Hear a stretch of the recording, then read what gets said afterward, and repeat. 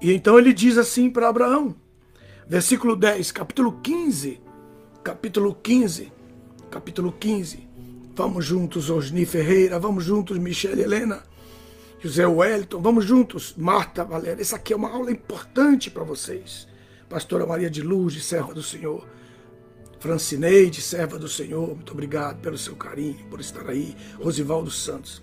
Capítulo 15, então vamos entrar agora na palavra em si. Capítulo 15, verso 10 diz assim, tomando o gado ovino, o gado bovino e as aves. Não se esqueça desses 3 princípios. Se você começou a estudar agora, tem que pegar os minutos anteriores dessa classe, senão você não vai entender o que eu vou falar agora. Capítulo 15, verso 10. Capítulo 15, versículo 10. Diz assim. E tomando-os, trouxe todos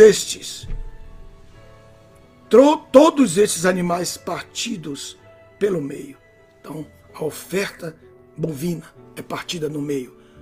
A oferta ovina, isso é os carneiros, o carneiro. Carneiro, porque o que representa o carneiro, pastor? Esse é o carneiro, aquele que tem um chifre enrolado assim. E nós estudamos profundamente sobre isso e aprendemos que quanto mais chifres enrolados ele tem, mais velho ele é e mais autoridade ele tem. Que representa o sumo sacerdote,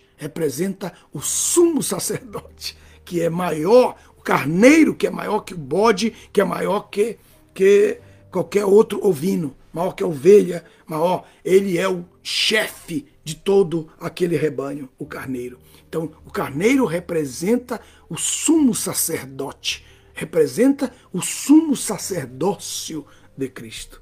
Que maravilha! Isso é muito lindo, é muito maravilhoso, meus irmãos. Aí depois nós temos aqui, que é importante, ele coloca aqui a cabra, que a cabra, ela é a que produz os filhos, que produz os filhotes, né? Os filhotes a partir do sêmen do carneiro. Então aqui nós temos uma revelação tremenda sobre a unidade da família dentro do sacrifício. Aleluia. E ele coloca aqui uma novilha, porque que representa a novilha? A novilha representa a humildade, representa a obediência. Eu coloquei aqui, isso aqui, infelizmente eu não tenho a câmera hoje, a câmera 2, para poder mostrar para vocês tudo isso aqui, ó. Tá vendo aí, ó? Aí, ó, tá vendo? O carneiro, vocês estão vendo aí o carneiro? O carneiro e a novilha aí. Vocês estão vendo aí? Eles representam algo extraordinário, porque representa o Cristo do livro de Marcos, o servo. E o carneiro representa o livro de Lucas, representa o homem, a humanidade de Cristo. Marcos e Lucas, colocando aí. O carneiro representando a experiência, a liderança do ovino. E o boi em si representando mansidão e obediência no meio do ovino. Então, experiência e liderança no trabalho, e são impressionante tudo aquilo que nós temos que aprender e estudar sobre isso. Então ele vai apresentar isso.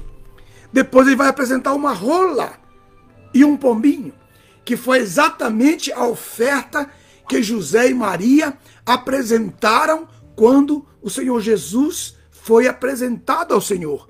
Não confunda circuncisão de Jesus, a circuncisão de Jesus no 8º dia, né, com a apresentação de Jesus. Não. Na apresentação de Jesus, havia uma lei específica que moldava, que ensinava. Quero que vocês vejam no livro de Levítico, no capítulo 12, que é o menor capítulo desse livro, E você vai ver aí, ó, Levítico capítulo 12. Você vai ver algo importante para você entender a rolinha e a pombinha nessa oferta. Capítulo 12. Capítulo 12. Capítulo 12. Diz assim o texto. Fala aos filhos de Israel, verso 2. Fala aos filhos de Israel. Fala aos filhos de Israel, se uma mulher der à luz um filho varão, ficará impura por 7 dias, e será impura conforme o seu período menstrual. E no 8º dia, o prepúcio do menino será circuncidado. Era o dia, esse 8º dia era o dia em que se feria o prepúcio e não saía muito sangue. Saía menos de 10% do sangue que sairia no 9º ou em qualquer outro dia. Ou no 7º, ou no 5º, ou no 4º. Esse dia era um dia que Deus criou para que este bebê fosse circuncidado. Aí tá, essa é a circuncisão. Ele coloca aí no 8º dia, então o verso 3. Levítico capítulo 12, verso 4, e ela permanecerá durante 33 dias, que é o número dos anos, que Jesus passou na terra. Olha só que coisa. Eu estou inventando isso. Aí os irmãos falam assim, pastor, fica inventando coisa. Pastor, fica inventando coisa. Porque eles não têm interesse nenhum. Na verdade, eles não têm interesse nenhum para aprender a palavra de Deus. Ela permanecerá 33 dias na sua purificação. E não deverá tocar em nenhuma coisa santa, nem deverá entrar no santuário, até que se cumpram os dias da sua purificação. Mas, se der luz a uma menina, será impura durante 2 semanas, com o seu período menstrual, e esperará 66 dias para purificar-se do seu sangue. Então, aqui mostra que o Senhor Jesus completou o seu ministério com 33 anos. E se Deus, isso aqui é só uma conjectura, se Deus tivesse escolhido uma fêmea, uma mulher para fazer isso, então automaticamente teria que cumprir em 66 anos. Mas Deus não deixou isso. Deus não fez isso.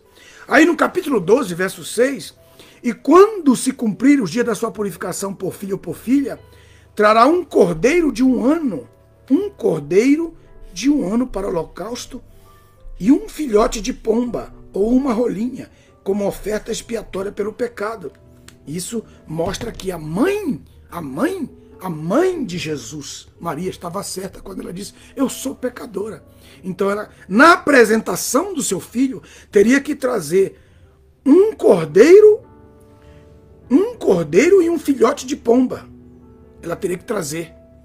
Aí no verso 8 diz assim, mas se os seus recursos não alcançarem para oferecer um cordeiro, então trará 2 rolinhas e 2 pombinhos, 2 filhotes de pombo, que foi isso que aconteceu. Essa foi a oferta que eles trouxeram lá em Lucas capítulo 2, verso 22 e 24. Essa foi a oferta que eles trouxeram. Eles não trouxeram a oferta dos 6, eles não trouxeram um cordeiro, eles trouxeram um par. Trará então 2 rolinhas ou 2 filhotes. Se eles fossem pobres, se os seus recursos não alcançassem para oferecer um cordeiro. E aqui eu estou mostrando para vocês como Deus está no controle da nossa vida. Ele deixou José pobre. José não era pobre, mas ele teve que fazer José pobre por um tempo. Ele teve que fazer Maria, né? Mesmo sendo da família de Natã, da família de Natã, da ordem de Judá, porque Jesus não veio da linhagem de Salomão. A linhagem de Salomão se acabou, a linhagem do cavalo branco se acabou, e permaneceu a linhagem dos jumentos. O irmão perguntou para mim, pastor, por que você fica falando isso dos jumentos? Ele disse, porque você não lê a Bíblia, rapaz, o que eu posso fazer? Eu não vou ensinar você aqui no Face. Eu não vou ficar ensinando, eu não ensino ninguém no Face. Para isso tem um seminário, tem o Osana Bible School para você entrar, tem mais de 40 cursos para você estudar, preços quase de graça para você estudar. Não quer estudar, não quer pagar o preço. Então todos os filhos das concubinas do rei Davi, ele presenteava-os com jumentos. Tem um evento ali, que foi ali na morte de Amnon, todos os filhos do rei, todos os filhos das concubinas, todos os filhos que não eram de Salomão, tinham jumentos. Essa era a identificação para eles, para identificar o filho do agrado do rei, que era Salomão. E Davi acabou acreditando que era de Salomão que viria a sua descendência e desprezou o seu filho Natã. Foi por isso que Jesus, quando entrou em Jerusalém, ele entrou montado num jumento. Eu sou filho de Natã. Eu estou me identificando. Depois de mim não haverá outro rei. E nem antes de mim, a não ser Davi. Davi, Jesus e os nossos príncipes que virão em Cristo. Que coisa tremenda isso aqui. Isso é muito importante.